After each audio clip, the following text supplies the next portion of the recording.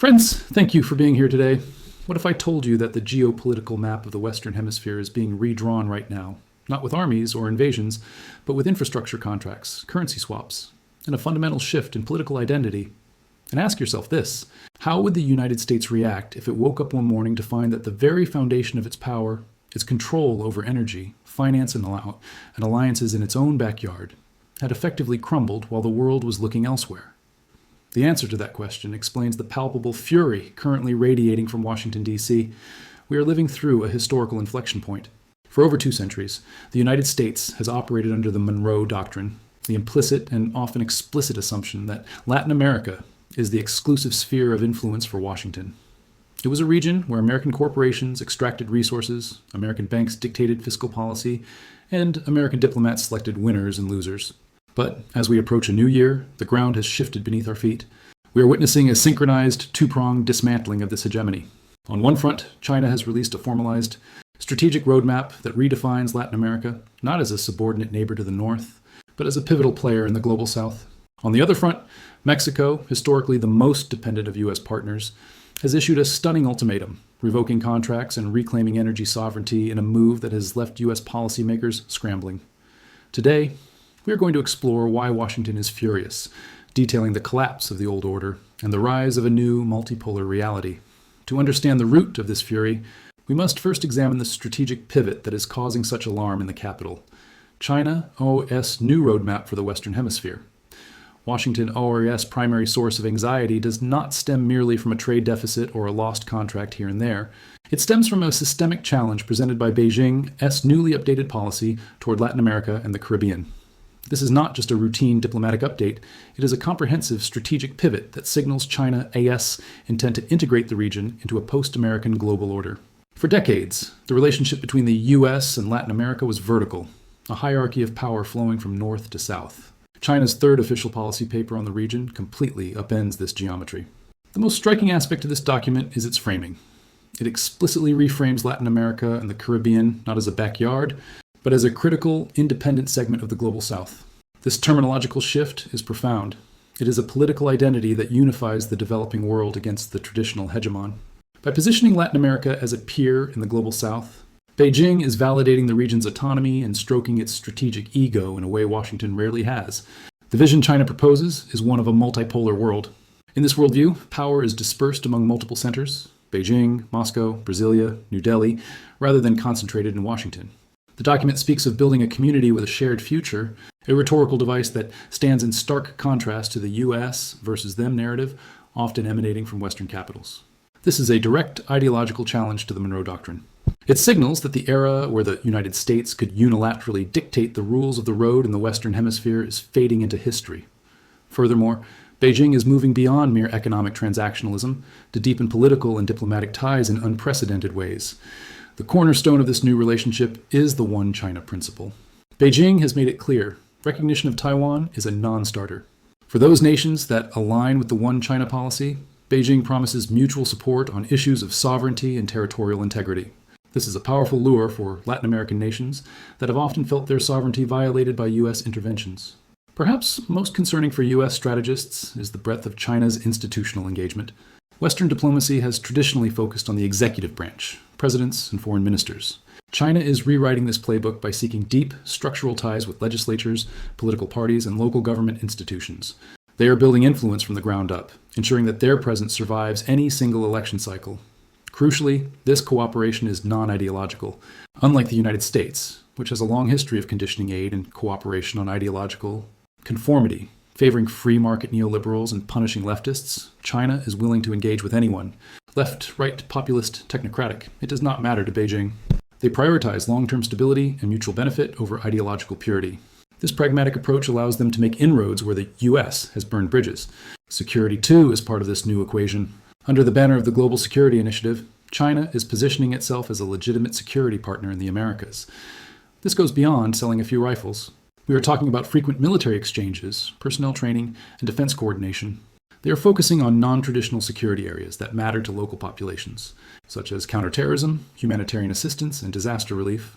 By offering this aid without the heavy-handed political strings attached to Western military assistance, China is slowly displacing the U.S. as the partner of choice for security cooperation.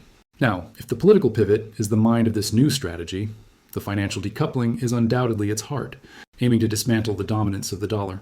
The strategic roadmap moves beyond the concrete and steel of the Belt and Road Initiative to attack the very lifeblood of U.S. power, the financial system.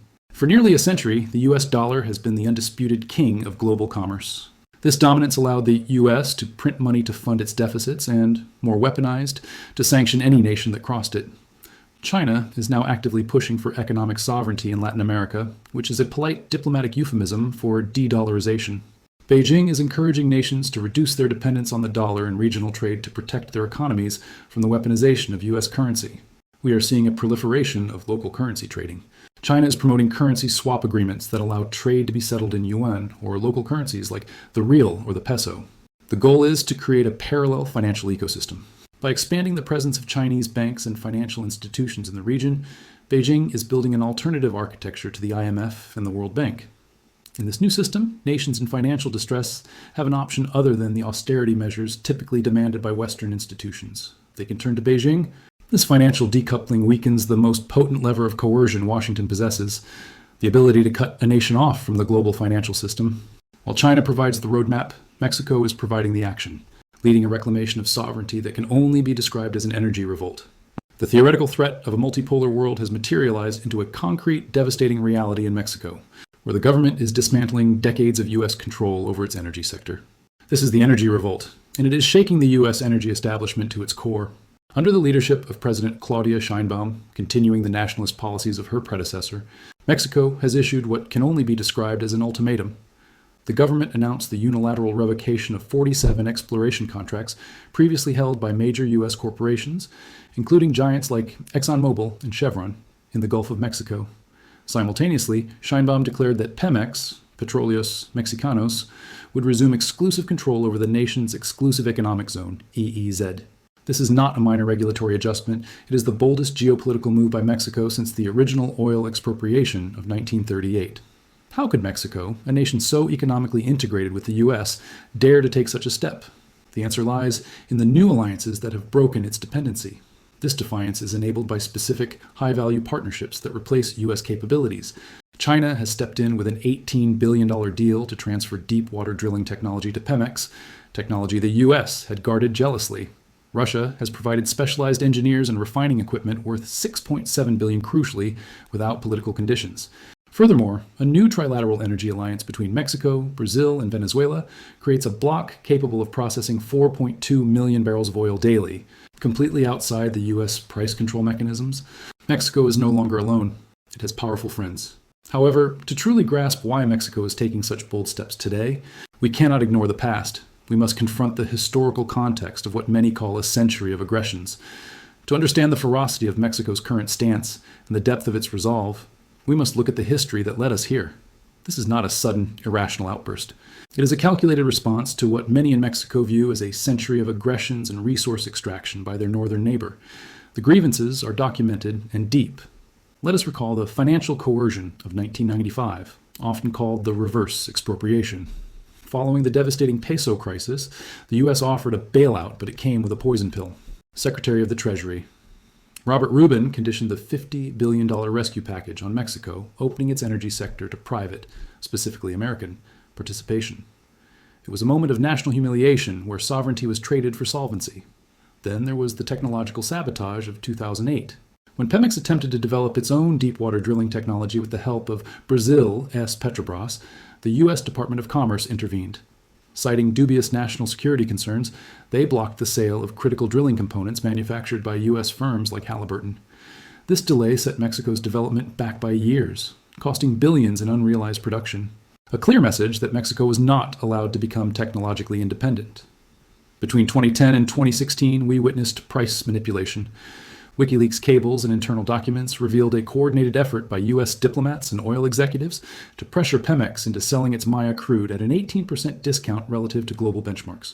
The threat was blunt: sell cheap, or U.S. refineries would stop buying. This cartel-like behavior resulted in an estimated loss of $34 billion in revenue for the Mexican state, wealth transferred directly from the Mexican people to the balance sheets of U.S. corporations. The legal warfare continued with the legal extraction of 2019. Using the investor-state dispute settlement mechanisms in the USMCA, Corporations sued Mexico for canceling permits in environmentally protected areas. The arbitration panels, often staffed by corporate-friendly lawyers, awarded $4.8 billion in compensation for contracts that had not even been executed. Companies were paid for profits they imagined they would make. In 2021, we saw the reserve suppression.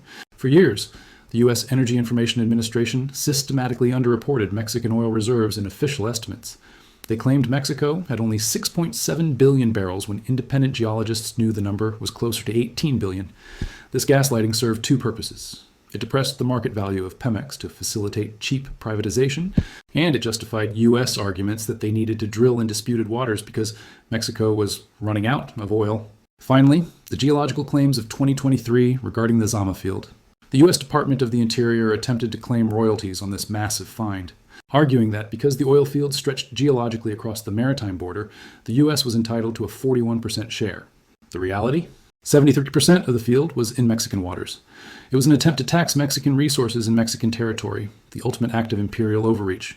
This leads us to the core reason why Washington is so furious. The total collapse of its strategic leverage. Why is Washington furious? Because it is impotent. For decades, the U.S. managed Latin America using a toolkit of coercion: finance, technology, market access, and legal warfare. Today, in a stunning reversal, every single one of those tools has failed simultaneously. The failure of financial control. When the U.S. tried to use finance as a carrot, offering a $12 billion export-import bank package to modernize Pemex, the strings attached were visible to everyone. The deal required 70% of contracts to go to U.S. firms. President Sheinbaum rejected it. Why? Because she had a better offer. The BRICS Development Bank offered unconditional financing at lower interest rates. And China brought direct investment. The U.S. credit card was declined because Mexico found a better bank. The failure of technological monopoly. The U.S. long held a stranglehold on deep water drilling through companies like Halliburton and Schlumberger. That monopoly is dead. When the U.S. refused to share, China's CNOC transferred superior technology capable of operating at 3,500 meters depth. Similarly, when U.S. refineries refused to upgrade Mexican facilities, Russia provided catalytic refining systems that increased gasoline yields by 17%. The technology blockade didn't stop Mexico. It just forced Mexico to upgrade its technology partners. The failure of market dominance. This is perhaps the most critical shift. The U.S. used to operate as a monopsony, a single buyer with all the power. Historically, the U.S. consumed 68% of Mexican oil exports. If the U.S. stopped buying, Mexico collapsed. That leverage has evaporated. Today, China imports 1.1 million barrels of Mexican crude daily. The failure of legal warfare. Finally, the threat of lawsuits has lost its sting. When U.S. corporations prepared their armies of lawyers to sue over the revoked contracts, China stepped in with a checkbook, offering to assume financial obligations in exchange for long-term supply. Simultaneously, the BRICS Bank established a legal defense fund. U.S. lawyers can win all the arbitrations they want. If Mexico has the backing to ignore them or pay them off with Chinese money, the political pressure evaporates. As we examine the specific mechanisms of energy power, we can see clearly how the pillars of the U.S. energy order are crumbling. The refining monopoly is gone. For 80 years, Latin American producers had to send their crude to the U.S. Gulf Coast to be refined. It was a colonial economic structure. But with new massive refineries in China, like the Jiang facility, Russian-built modular refineries in Venezuela, and Mexico's flagship Dos Bocas refinery coming online, the U.S. processing infrastructure is becoming redundant. Latin America is refining its own oil or sending it to Asia. Consequently, we are seeing the end of WTI pricing hegemony. The West Texas Intermediate WTI benchmark has determined the price of oil in the Western Hemisphere for 50 years. It allowed U.S. markets to set the price, but as trade shifts to Asia, the WTI is losing relevance. Mexico and other producers are increasingly pricing their exports based on the Shanghai International Energy Exchange, denominated in yuan. This bypasses U.S. price discovery entirely and eliminates the arbitrage profits that sustained U.S. trading firms for decades. This brings us to a critical and perhaps the most ironic dimension of this crisis, the geopolitical checkmate of the nearshoring paradox. U.S. policymakers spent the last 5 years aggressively pushing a narrative of nearshoring or friendshoring, the idea that American companies should move their supply chains out of China and into friendly neighboring countries like Mexico. The logic seems sound: shorten supply chains, reduce reliance on Beijing, and integrate the North American economy into a fortress that could withstand global turbulence. But friends, here's the twist that has turned this strategy into a nightmare for Washington. China saw this coming, and China moved first. Instead of isolating China, the nearshoring push has simply incentivized Chinese industry to relocate to Mexico. We are witnessing a massive surge of Chinese foreign direct investment, FDI, into the Mexican manufacturing sector. Chinese companies are building industrial parks in Monterrey and Saltillo at a frantic pace. They are not just setting up shell companies. They are building the factories that build the future. From electric vehicles to advanced electronics, China is essentially using Mexico as a backdoor to the U.S. market, effectively bypassing tariffs and trade restrictions. The USMCA, designed to strengthen North American autonomy, is inadvertently acting as a Trojan horse for Chinese capital and technology. This creates a paralyzing dilemma for the United States, a true checkmate scenario. Because the U.S. economy is so deeply intertwined with Mexico's manufacturing base, Washington cannot attack Chinese interests in Mexico without inflicting severe damage on itself. Remember, the supply chains are fused. A car assembled in Michigan often relies on parts made in a Chinese-owned factory in Mexico. If the U.S. slaps sanctions on these entities, it drives up inflation for American consumers and halts assembly lines in Detroit. The U.S. is effectively financing its own strategic displacement. By purchasing goods from Mexico to avoid China, it is funding the very Chinese industrial expansion it sought to prevent. Furthermore, this integration goes beyond just widgets and car parts. It is shifting the technological center of gravity. As China transfers advanced manufacturing technology to Mexico, technology for EV batteries, 5G networks, and automation, it is helping Mexico climb the value chain in a way the U.S. rarely did. For decades, the U.S. treated Mexico as a source of cheap labor. China is treating Mexico as an industrial partner. This distinction is not lost on Mexican leadership. It reinforces the political pivot we discussed earlier. When Mexico looks at who is offering the tools for modernization, they see Beijing offering high-tech partnerships, while Washington offers border walls and labor enforcement. So, the fury in Washington is not just about losing control of oil. It is about the realization that their grand strategy for economic security has backfired. They built a fortress called North America, locked the front gate against China, and then realized, too late, that China had already bought the keys to the back door. The interdependence that was supposed to secure U.S. power has now become the very mechanism that accelerates its decline, leaving policymakers with no good options and a neighbor that is economically stronger and geopolitically more independent than ever before. I am really curious to hear your perspective on this specific point. Do you think this strategic backfire was inevitable, or was it a failure of foresight? Drop a comment below and let's get a discussion going. In the final analysis, friends, what we are witnessing is a geopolitical shift that scholars call the realist outcome.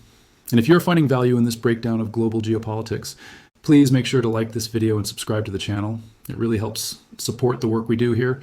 Washington's fury is not the anger of the righteous. It is the panic of a hegemon witnessing the structural collapse of its sphere of influence. Realist theory tells us that nations will always seek to maximize their survival by acquiring material power. For decades, Latin American states were subordinate to the U.S., not because they wanted to be, but because they had no choice. The unipolar moment left them with no alternatives. But the rise of China, the resurgence of Russia, and the emergence of India have provided those alternatives. By leveraging these new powers, states like Mexico have achieved the ultimate strategic goal of any sovereign nation, the ability to say no.